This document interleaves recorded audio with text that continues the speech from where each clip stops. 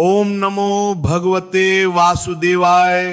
कभी कभी जीवन में समस्या बहुत बड़ी नहीं होती, लेकिन उसका दर्द बहुत गहरा होता है। एक स्त्री घर में रहती है, सब कुछ संभालती है, रिश्ते निभाती है, लेकिन धीरे धीरे उसके मन में यह भाव बैठने लगता है कि उसकी बात सुनी नहीं जाती।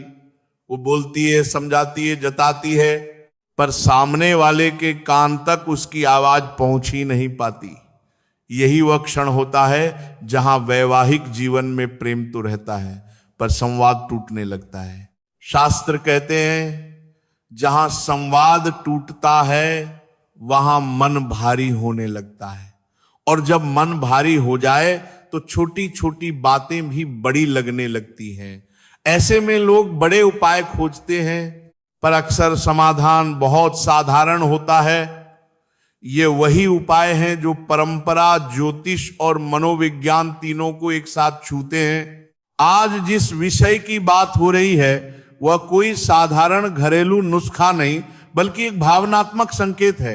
ये उन स्त्रियों के लिए है जो ये महसूस करती हैं कि उनके शब्दों में अब पहले जैसी अहमियत नहीं रही। यहां कोई डर नहीं, कोई जादू टोना नहीं, बल्कि प्रेम और आकर्षण से जुड़ा एक पुराना प्रतीकात्मक अभ्यास बताया गया है। ध्यान देने वाली बात यह है कि इसे किसी रहस्यमय या दुर्लभ वस्तु से नहीं जोड़ा गया। इसके केंद्र में है हरी इलायची, वही इलायची जो हर रसोई में होती है, जिसे हम रोज देखते हैं, पर उसके प्रतीकात्मक अर्थ पर ध्यान नहीं देते। परंपरा में इलायची को सुगंध, मधुरता और संतुलन से जोड़ा गया है। ज्योतिष में इसका संबंध शुक्र ग्रह से माना जाता है, और शुक्र प्रेम, सौंदर्य, आकर्षण और वैवाहिक सुख का प्रतीक है। यहीं से ये उपाय केवल रसोई की चीज नहीं रह जाता, बल्कि एक भाव का माध्यम बन जाता है। कहा जाता है कि ऐसे उपाय सिर्फ वस्तु से नहीं, बल्कि उस भाव से प्रभावी होते हैं जिसके साथ उन्हें किया जाए। इसलिए यहां प्रक्रिया पर जोर दिया गया है, जल्दबाजी पर नहीं। परंपरा बताती है कि इस अभ्यास की शुरुआत शुक्रवार से की जाती है। शुक्रवार, शुक्र का दिन, यह दिन प्रेम और सौम्यता की ऊर्जा से जुड़ा माना जाता है। शुक्रवार की रात 2 हरी इलायची लेकर उन्हें अपने तकिए के नीचे या अपने पास रखकर सोने की बात कही जाती है। इसका बाहरी अर्थ जितना साधारण है, भीतर का अर्थ उतना गहरा। जब मनुष्य किसी उद्देश्य के साथ सोता है तो उसका अवचेतन मन उसी दिशा में काम करने लगता है। ये इलायची को चार्ज करने से अधिक अपने मन को तैयार करने की प्रक्रिया है। यह रात मन और भावना के बीच सेतु बनाती है। अगली सुबह बहुत शांत भाव से उन इलायचियों को हल्के से होठों से स्पर्श कर मन में संकल्प लिया जाता है कि हमारे बीच संवाद मधुर हो, कि मेरी बात प्रेम से सुनी जाए और हमारे संबंध में सद्भाव बना रहे। यह संकल्प कोई मंत्र नहीं, बल्कि मन की दिशा है।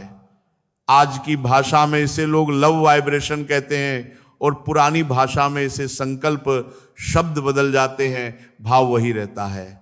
इसके बाद इलायची को पीसकर पति के भोजन या पेय में मिलाने की बात कही जाती है, बिना दिखावे के, बिना घोषणा के।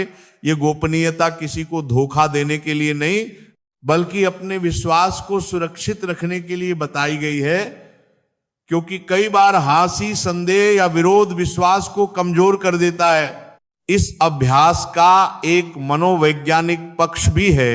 जब कोई स्त्री इस भाव के साथ ये प्रक्रिया करती है तो उसके भीतर भी बदलाव आता है।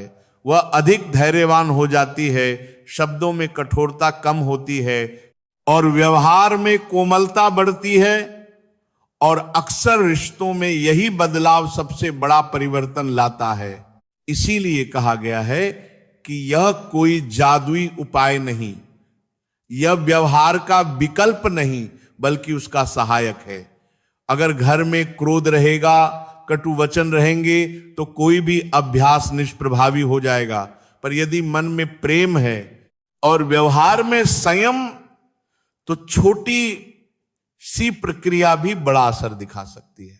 अंत में एक सावधानी भी दी गई है, इसका प्रयोग केवल प्रेम और सद्भाव के लिए करें, किसी को वश में करने, डराने या स्वार्थ साधने के लिए नहीं, क्योंकि जहां भाव गलत होता है वहां परिणाम भी उल्टा हो जाता है।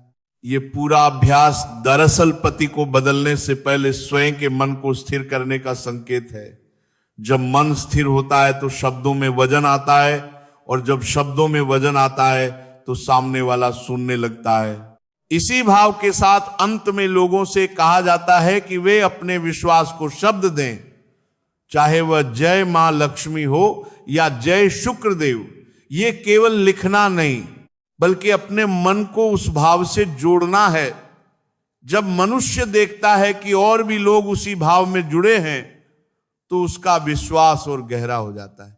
यही इस पूरी परंपरा का सार है कि मनुष्य केवल तर्क से नहीं जीता, उसे विश्वास, आशा और भावनात्मक सहारे की भी आवश्यकता होती है। और जब मन शांत हो जाता है तो रिश्ते अपने आप रास्ता खोज लेते हैं।